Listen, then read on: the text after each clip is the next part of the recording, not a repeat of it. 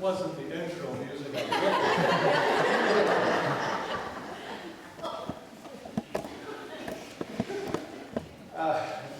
William Bosch, in his book, A World Full of Stories, tells a story from the panhandle of Texas. Woo woo! That's where I'm from. It's a story about a teacher.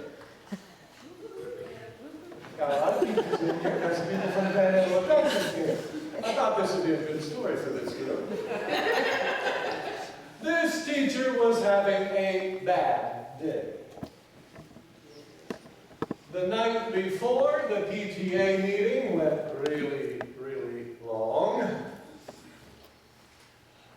And then today, as she is trying to teach her class of 30-some third graders, they are constantly squirming and will not sit down, will not listen. It's just not working. The reading class, they're not just sitting still, they're actually going backwards. The principal is not happy. In fact, he even yelled at her because she forgot an important report. Towards the end of the day, she snagged her last good pair of nylon stockings and ruined them. Right at the last bell, Mrs. Jones showed up crying because her daughter is no longer in the top reading group in the class.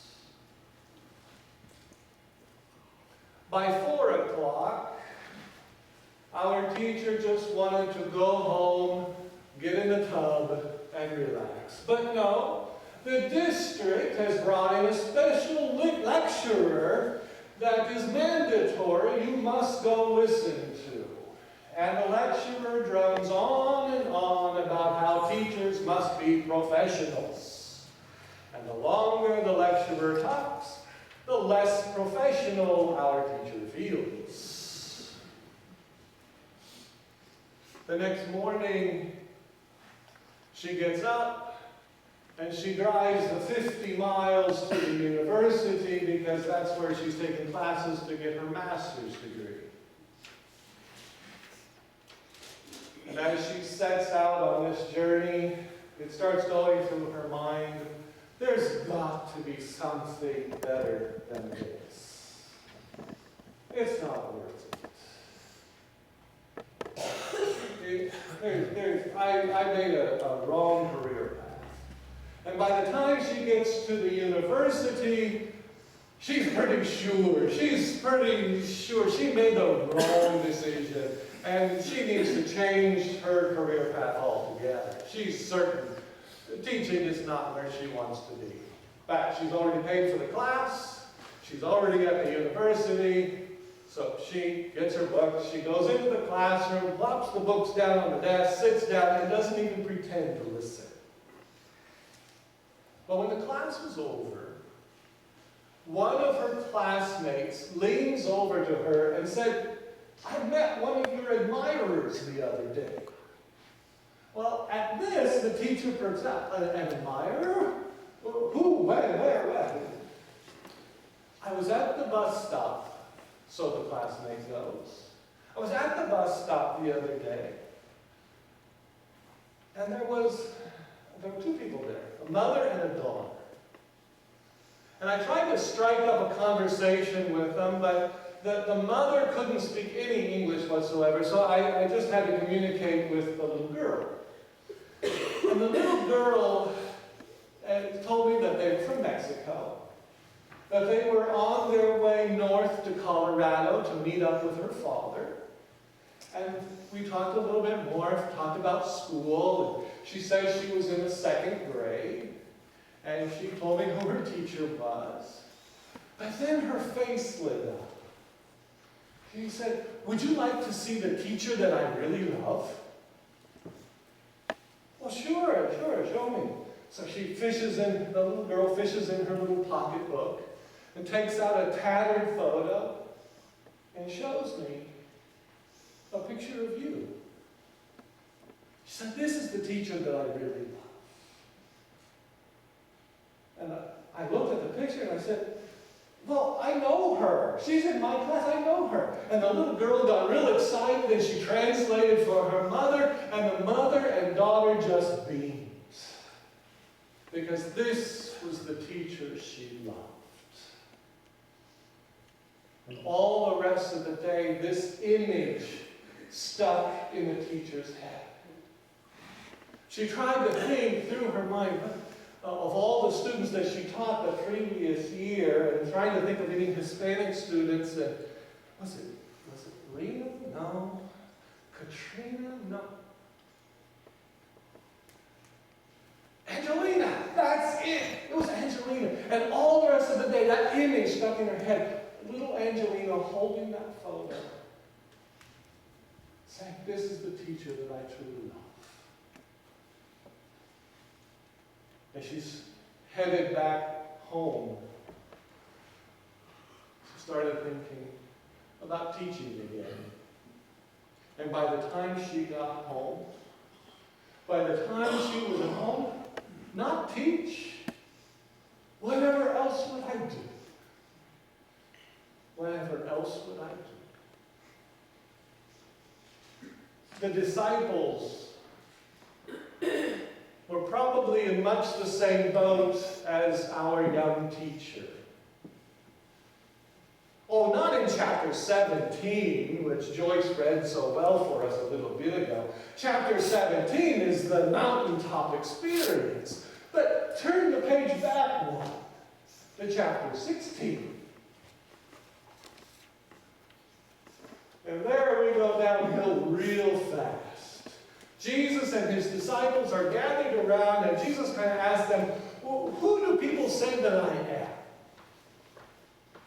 And so, well, some people say you're a prophet. Some people say maybe you're John the Baptist returned. Other people say maybe you're Elijah. Okay, but who do you say that I am? Who do you say that I am? And Peter, of course, is the spokesperson. He steps up and he says, you are the Messiah, the Son of the living God. And Jesus is like, good job, you got it right. You think this is headed up the mountain, they're headed for a mountain of experience, and then Jesus says, but don't tell anyone. Don't tell anyone.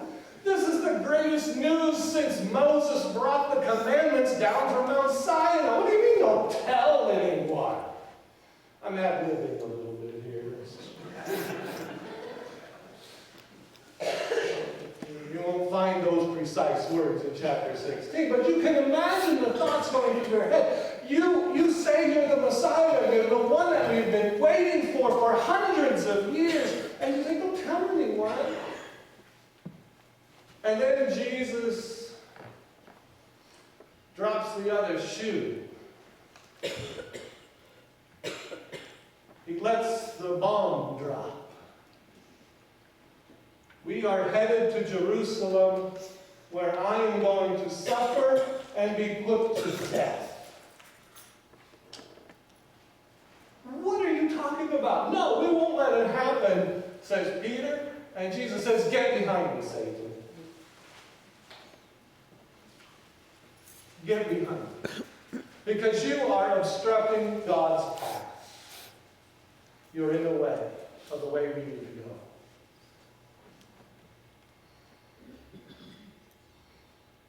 And then Jesus proceeds to talk about how anyone who follows him also needs to pick up their crosses and follow him. And again, I'm going to do a little ad-libbing here. But can you imagine what the disciples were saying? We've been following this guy for 2 years, maybe 3 years. He says he's the Messiah. Well, that's not what the Messiah did. The Messiah does not come and suffer and be tortured and be put to death. The Messiah comes and he leads a revolt against Rome, and we establish the kingdom of David. David's throne. That's what the Messiah does. What's he talking about? Has he lost his mind? Is he hurt? Does he have a demon? We don't know. We don't know. But it's not hard to imagine what the disciples, we've been following this guy for 2-3 years, and now he says we're going to have to suffer. That's not what we signed up for. Matthew doesn't tell us. Matthew just says 6 days later. 6 days later. They've had 6 days to stew about all of this. To think about what it means. There was probably a little fear. And then Jesus takes Peter, James, and John up on the mountain. Takes them up to the high point of the mountain, and there Jesus is changed. He is transformed. The fancy word that we use in the church, transfigured. It just means his clothes became dazzling white. His body became dazzling white, whiter than any bleach could make it. He shined in all of his heavenly glory. And then alongside him appeared 2 other figures, Moses and Elijah. How we know they're Moses and Elijah, Matthew doesn't tell us. There was no way, they didn't have picture photographs, so we didn't know what they looked like. How they knew it was Moses and Elijah, we don't know. But we're told it's Moses and Elijah standing there with Jesus. And Peter gets excited. Yes, this is what we're talking about. This is what the Messiah means. Yeah, people will follow this. You stay right here. We'll build booths. We'll build shrines. People will come from far and wide. This is the Messiah. People will follow. This is what we're wanting. And then about that time, the cloud came up and engulfed them. And we're told there was a voice from the cloud. And I like to imagine that deep rumbling. This is my son. My beloved son, with whom I am well pleased. Listen to him. And the disciples, they hit the neck. This is more than they bargained. This is more of heavenly glory than they bargained for. They're coveting in their faces. We can't handle this. They're terrified out of their wits. But the next thing you know, the next thing they know, is there's Jesus. There's Jesus coming up to them, touching them. Saying, look up. Look up. Don't be afraid. Don't be afraid. And when they look up, they see only him. They see only him. The teacher that they love. Fear. Fear. We talked a lot about fear this morning earlier. And there's a lot of fear in this story. Think about Angelina, that little girl. Probably didn't speak English very well at the beginning. In class with a bunch of kids that spoke all English all the time. She was probably terrified. Now, she's the only one that can speak English, and she's got to meet her mother halfway across the country. She's a second grader. Think how scary that would be. Think about the mother speaking no English whatsoever, being led halfway across the country by a second grader. Think of the teacher. Think of the teacher, the young teacher, not married. I made a wrong career choice. I went to school, I studied the wrong thing. Who wants this? Such low pain? For what? Right? There's got to be something better than that. Think of the fear that must have been there. And then think of the disciples. Jesus is saying, yeah, I'm the Messiah, but don't tell anyone. And by the way, we're headed to Jerusalem where I'm going to suffer and I'm going to die. And if you want to follow me, you need to pick up your crosses too. Jesus, this is not what we signed up for. We didn't sign up for that. They were scared. But then Angelina had a picture. Angelina had a picture. When she went to school in first grade, she had a teacher that came alongside her and really helped her. And she carried a picture of that teacher around because that teacher gave her hope. That teacher gave her hope. And now she pulls it out and she's saying, this is the teacher that I love. Think about Angelina's mother. That little girl is her hope. Her hope for a better future in this country, in this life. Speaking English, learning to speak, and a teacher that comes alongside her and gives her hope.